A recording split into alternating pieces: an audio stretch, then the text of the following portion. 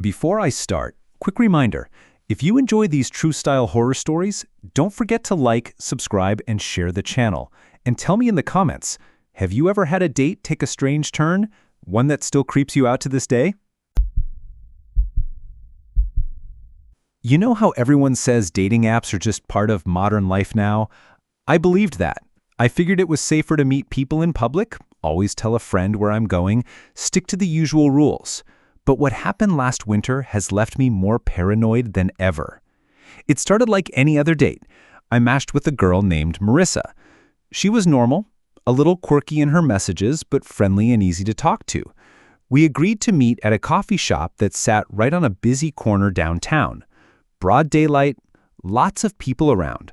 I thought, what could go wrong? She showed up 10 minutes late, a little out of breath like she'd been rushing. Dark hair tucked under a beanie, heavy coat, and a backpack slung over her shoulder. We got our drinks, sat down, and started talking. And honestly, it was fine. Nothing earth-shattering, just casual first-date conversation. But halfway through, she started checking her phone. Constantly. I thought maybe she was bored, but the way her eyes flicked toward the window made me uneasy. Like she wasn't just distracted, she was waiting for something. I asked if everything was okay. She smiled too quickly and said, Yeah, I just might have to leave soon. That was odd enough, but what happened next still doesn't make sense. She excused herself to the bathroom. 5 minutes passed, then 10. At first I figured maybe she was taking her time, maybe even slipped out the back, but her stuff was still on the table, her coat, her backpack, her coffee cup with lipstick smudges on the rim. I waited. 15 minutes. 20. I even texted her, You good? No response. Finally, I went up to the counter and asked the barista if she'd seen her come back. She shook her head. I checked the bathroom. Empty. By now, I was feeling awkward sitting there alone with a stranger's things, so I peeked into the backpack, just enough to see if there was maybe an ID or a number I could call. Inside, I found nothing ordinary. No wallet, no makeup bag, just a single folded piece of paper. It said, If I don't come back, don't follow me. That was it. I felt the air leave my lungs. My first thought was that it was some kind of twisted joke, but the way it was written, hurried, messy handwriting, the pen pressing so hard it almost tore the paper, made me realize she wasn't kidding. I sat there frozen, debating whether to call the police, but then I saw something outside that made my stomach drop. Across the street, behind a parked car, a man stood watching the cafe. He wasn't trying to hide, just staring. And when my eyes met his, he ducked out of sight. I grabbed the barista, stammering about what happened, and by the time she came to look, the man was gone. Marissa never came back. I tried reporting it later, but the officer just shrugged and said, Maybe she got cold feet. Maybe she staged it. They didn't seem too concerned. But here's the thing. Her dating app profile vanished the same night. Gone, like she'd never existed. And sometimes, when I walk past that cafe, I swear I see someone across the street, just standing there, waiting. And that's where it ends for me. To this day, I don't know if she ran from something, staged it herself, or if I was about to be part of something much worse. If you made it this far, let me ask you, what would you have done? Stayed put, or followed her out the door? Don't forget to like, share, and subscribe for more creepy stories. And tell me in the comments if you've ever had a date vanish on you, because I still wonder what really happened to Marissa. Tell me, have you ever had someone know way more about you than they should? You know how everyone says dating apps are just part of modern life now? I believe that. I figured it was safer to meet people in public, always tell a friend where I'm going, stick to the usual rules. But what happened last winter has left me more paranoid than ever. It started like any other date. I matched with a girl named Marissa. She was normal, a little quirky in her messages, but friendly and easy to talk to. We agreed to meet at a coffee shop that sat right on a busy corner downtown. Broad daylight, lots of people around. I thought, what could go wrong? She showed up 10 minutes late, a little out of breath, like she'd been rushing. Dark hair tucked under a beanie, heavy coat, and a backpack slung over her shoulder. We got our drinks, sat down, and started talking. And honestly, it was fine. Nothing earth-shattering, just casual first-date conversation. But halfway through, she started checking her phone. Constantly. I thought maybe she was bored, but the way her eyes flicked toward the window made me uneasy. Like she wasn't just distracted, she was waiting for something. I asked if everything was okay. She smiled too quickly and said, Yeah, I just might have to leave soon. That was odd enough, but what happened next still doesn't make sense. She excused herself to the bathroom. 5 minutes passed. Then 10. At first I figured maybe she was taking her time. Maybe even slipped out the back, but her stuff was still on the table. Her coat, her backpack, her coffee cup with lipstick smudges on the rim. I waited. 15 minutes. 20. I even texted her, You good? No response. Finally, I went up to the counter and asked the barista if she'd seen her come back. She shook her head. I checked the bathroom. Empty. By now, I was feeling awkward, sitting there alone with a stranger's things. So I peeked into the backpack, just enough to see if there was maybe an ID or a number I could call. Inside, I found nothing ordinary. No wallet, no makeup bag, just a single folded piece of paper. It said, If I don't come back, don't follow me. That was it. I felt the air leave my lungs. My first thought was that it was some kind of twisted joke, but the way it was written, hurried, messy handwriting, the pen pressing so hard it almost tore the paper, made me realize she wasn't kidding. I sat there frozen, debating whether to call the police, but then I saw something outside that made my stomach drop. Across the street, behind a parked car, a man stood watching the cafe. He wasn't trying to hide, just staring. And when my eyes met his, he ducked out of sight. I grabbed the barista, stammering about what happened, and by the time she came to look, the man was gone. Marissa never came back. I tried reporting it later, but the officer just shrugged and said maybe she got cold feet, maybe she staged it. They didn't seem too concerned. But here's the thing. Her dating app profile vanished the same night. Gone. Like she never existed. And sometimes, when I walk past that cafe, I swear I see someone across the street, just standing there, waiting. And that's where it ends for me. To this day, I don't know if she ran from something, staged it herself, or if I was about to be part of something much worse. It's weird how quickly a date can go from exciting to terrifying. I matched with a guy named Ryan. He was clean-cut, decent photos, had a normal bio. He liked hiking, sports, and mentioned working in IT. Nothing about him set off alarms. We talked for about a week before he offered to pick me up for dinner. Normally, I don't let strangers drive me anywhere, but he seemed so normal, polite. The kind of person who used too many emojis in texts. That's how safe he felt. So, against my better judgment, I agreed. When he pulled up in front of my place, the car was spotless. He opened the door for me, cracked a corny joke about his chauffeur services, and I laughed. It felt easy. We drove toward the restaurant he'd suggested, or at least I thought we did.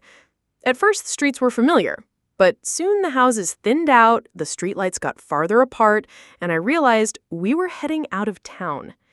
Hey, I said lately, I thought we were going downtown. He smiled without looking at me. Shortcut. I wanted to believe him, but the road we were on was long, winding, and led toward the woods outside the city. No shops, no traffic, just trees pressing in on both sides. I tried again. So, where's this restaurant? This time he glanced at me and the smile didn't reach his eyes. It's more private. You'll like it. Something in his tone made my stomach twist.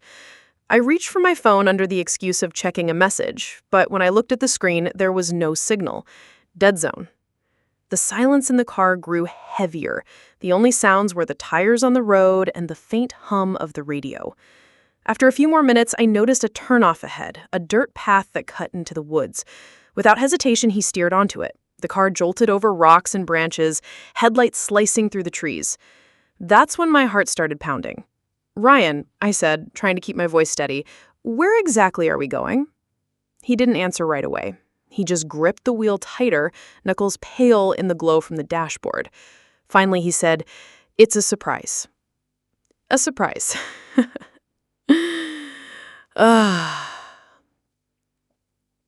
I wanted to scream, but the road was so isolated no one would hear. Instead, I forced a laugh and said, "Actually, I'm not feeling great. Can you just take me home?" He kept driving. My hand hovered over the door handle. The car wasn't going that fast anymore, maybe 20 miles per hour on the rough dirt. I thought about jumping. The ground blurred past, dark and uneven, but before I could act, the car lurched to a stop. We were in a small clearing, moonlight filtering through the branches, and at the far end, barely visible, was a cabin. No lights, no signs of life. Ryan turned off the engine. The sudden silence was deafening. Then he looked at me, and for the first time, his smile dropped. His face was blank. "We're here." I don't know what came over me, but adrenaline took control. I yanked the door open, stumbled onto the dirt, and bolted back down the road. Behind me, I heard him shouting my name, his footsteps pounding after me. Branches whipped my face, roots caught my shoes, but I didn't stop. Not until I saw headlights in the distance, another car, coming down the main road. I waved my arms, screaming, and they slowed down. By the time they pulled over and I turned back, Ryan was gone. His car, the cabin, everything swallowed by the trees. I tried reporting it later, but all I could give the police was his first name and the photos from his profile.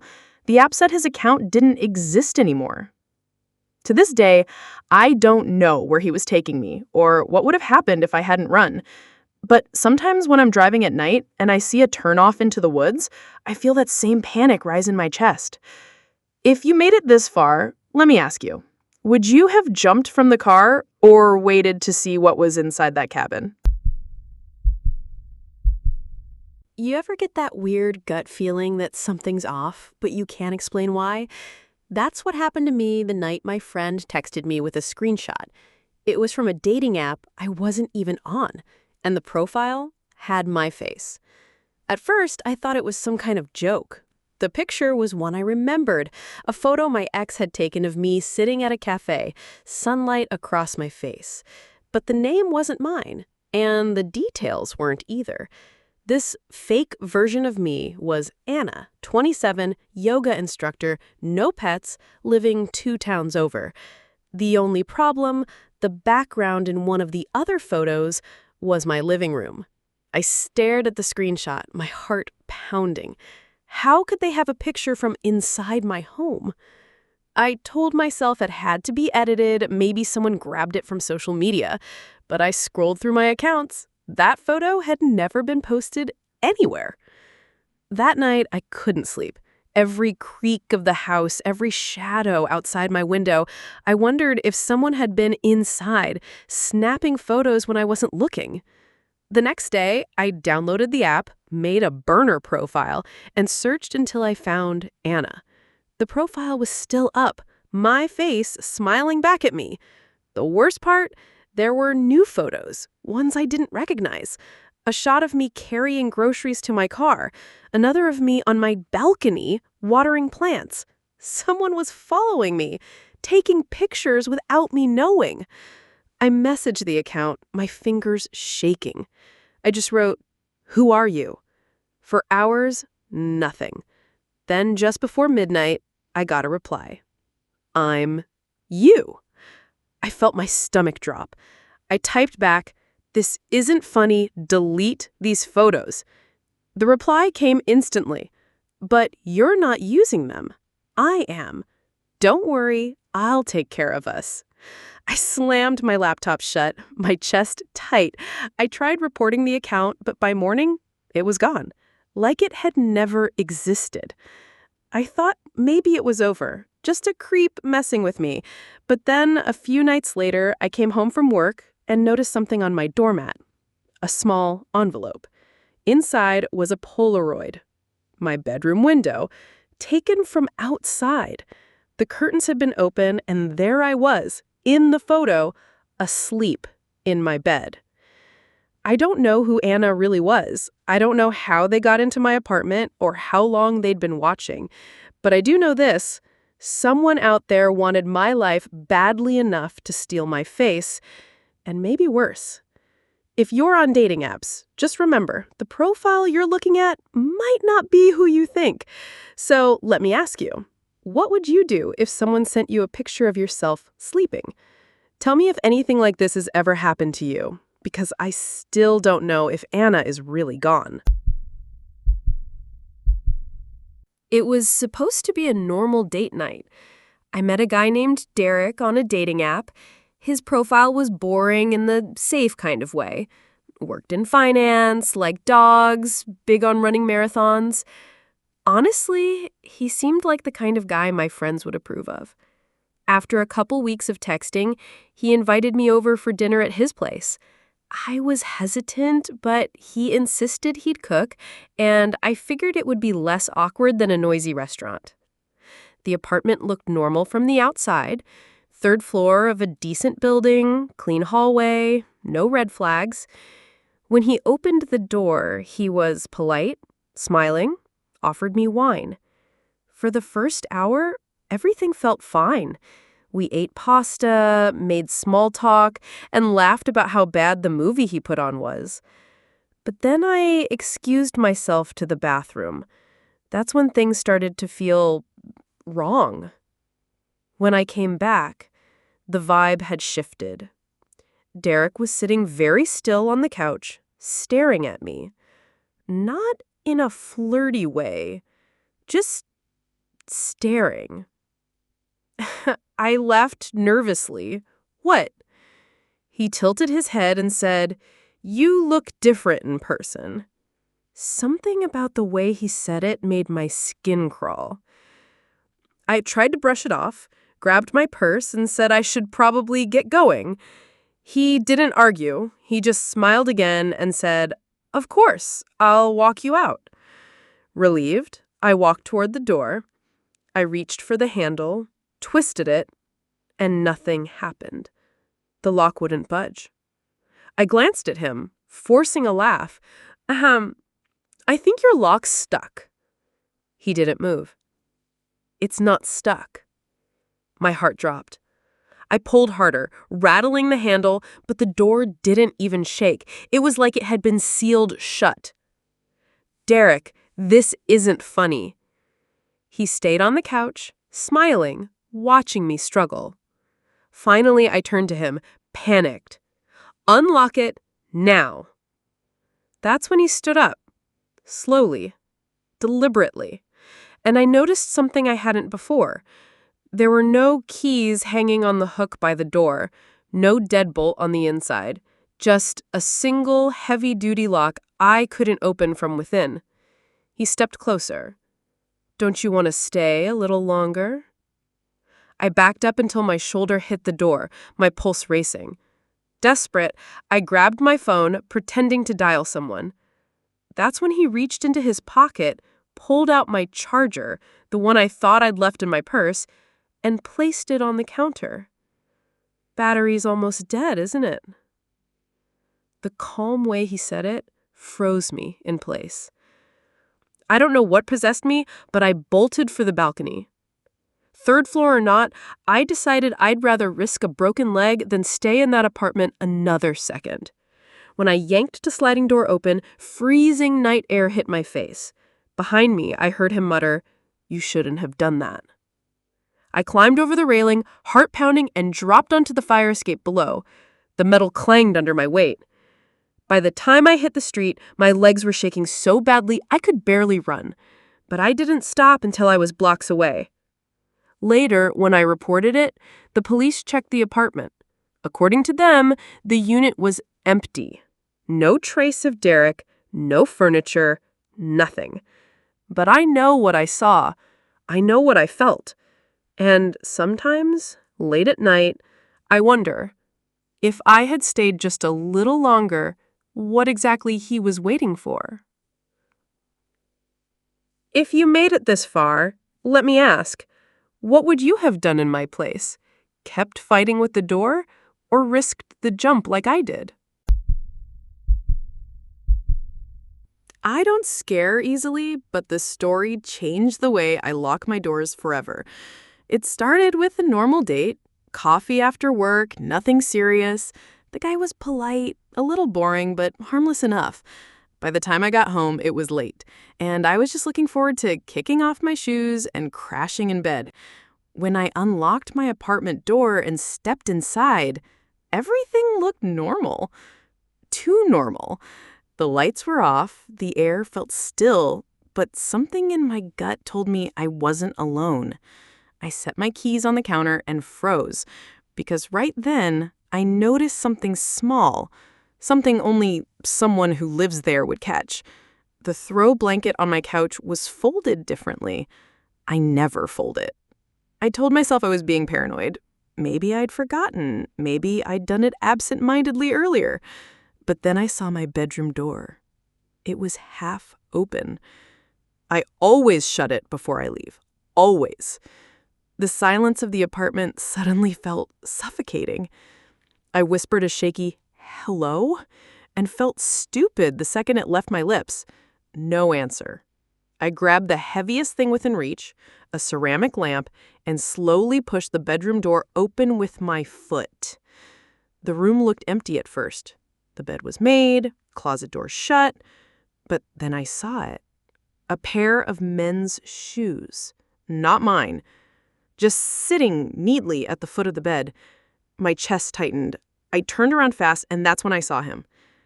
The guy I just had coffee with, standing in the hallway. He smiled like it was completely normal. He said, "You forgot to lock your door."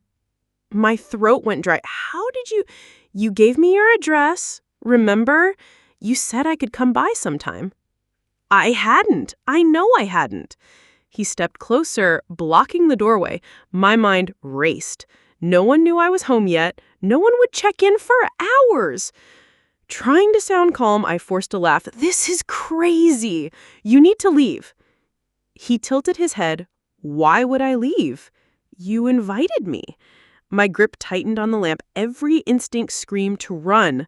But he was between me and the front door, so instead, I hurled the lamp at his head and bolted for the balcony. The crash stunned him long enough for me to climb over the railing and scream into the night for help. A neighbor's light flicked on. By the time anyone came out, he was gone. Shoes, smile, everything. I filed a report, but there was no record of him. The number he'd texted me from? Disconnected. The profile we matched on? Deleted. It was like he'd never existed. But sometimes, when I unlock my apartment at night, I swear I hear faint footsteps inside, like someone's still waiting for me to come home. I'll admit it. I use dating apps more out of boredom than hope. Most conversations fizzle out. But one night, I matched with a guy named Caleb, who seemed different. His opening message caught me off guard. "It's nice to see you again." I stared at it, confused. "Again?" I typed back, "Pretty sure we've never met?" Almost immediately, he replied, "No, we definitely have. Don't you remember that night at the bar on 5th Street? I racked my brain. I had been to that bar a few times, but I didn't recall ever seeing him. Still, curiosity kept me from unmatching. We chatted a little, and I asked for proof. He sent a photo of himself standing in the bar's bathroom mirror. I couldn't tell when it was taken, but I'd been in that bathroom before. The graffiti on the wall was familiar. "Maybe you're mixing me up with someone else," I wrote. His next reply chilled me. "No, I remember you. You were wearing that red dress. You laughed at the guy who spilled his drink." My stomach dropped. I had worn a red dress at that bar months earlier. I remember that exact moment. But how would he know that unless he'd been watching me? I stopped responding after that, but he didn't stop messaging. each one more unsettling than the last. You smiled at me. You looked right at me.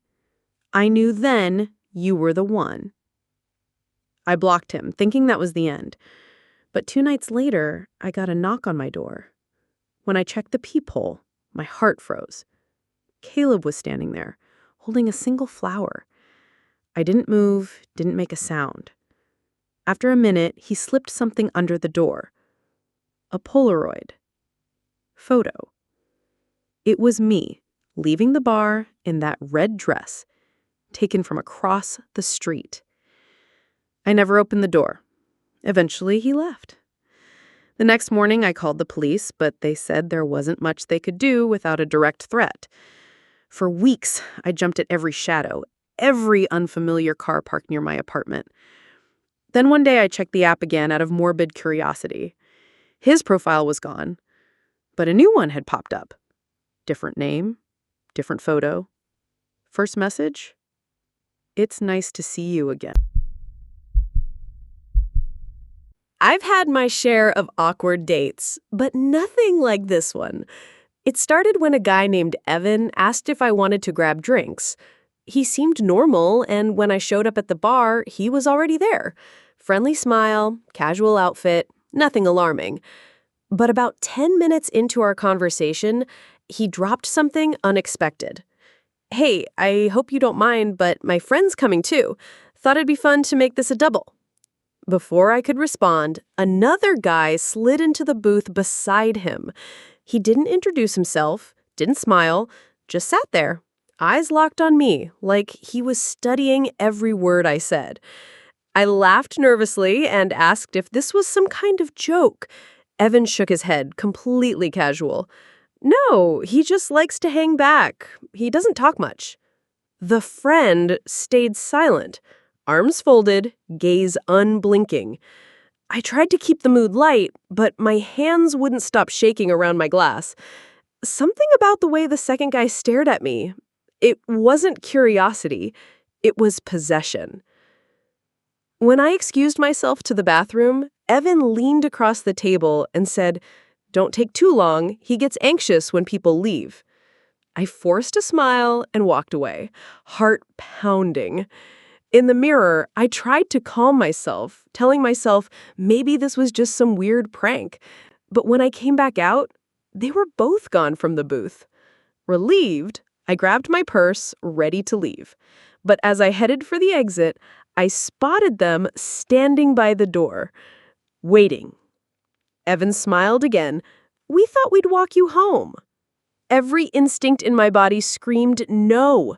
I forced out a polite excuse about needing to meet a friend and bolted toward the back exit instead. I didn't stop until I was several blocks away, breathless and terrified. Later that night, my phone buzzed with a new message. Unknown number. It was a photo. Me, in the bathroom mirror of the bar, taken from behind me. No caption, no explanation. Just proof that I hadn't been alone even when I thought I was. So let me ask you, what would you have done if your casual date suddenly turned into 2 men watching your every move? Don't forget to like, subscribe, and share this video, and drop your answer in the comments, because to this day, I don't know if I narrowly escaped something much worse.